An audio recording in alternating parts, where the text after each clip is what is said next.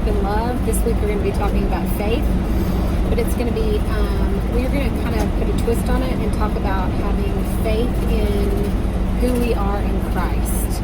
And so, a lot of times we are our own worst critics. And so because of that, it can be really, really hard to trust who we are, our abilities, and all of the things that God has placed in us to do the purposes He created us for. So that's what we're going to be studying this month, is learning how to have faith in who we are in Christ, how to have hope in the future that we have ahead of us, and how to love ourselves as unique individuals who are different than the next person, not to compare ourselves to others, but to embrace who we are and the talents that God gave us. So, our verse today is 2 Corinthians 5:17. It says, "Therefore, if anyone is in Christ, the new creation has come. The old has gone and the new is here." I think sometimes we forget that when we became a child of God, God purified us, sanctified us, and cleansed us. And we can look at ourselves as beautiful and blameless and pure, just like God does. And we oftentimes forget to give ourselves grace when we mess up.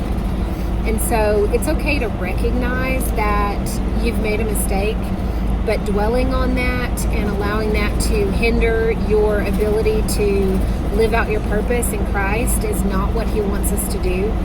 We have to take time to recognize our mistakes and then move forward in forgiveness and understand that God has forgiven us and that we must give ourselves grace, and we also must offer that grace to others. We can't expect God to forgive us, and we can't expect people to give us grace if we're not willing to do that for other people.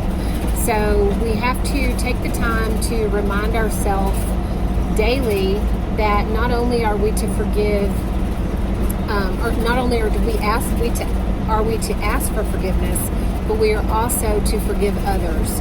Jesus taught us to pray that way, and out of the entire message of the Lord's Prayer, forgiveness is half of that prayer. And so we need to understand that not only should we forgive ourselves, but we also should forgive others. And so I hope today that you will take the time to offer yourself grace and offer others grace, and know that you are loved and you are perfect in the sight of our God. So you guys have a great Monday, and we will see you guys tomorrow.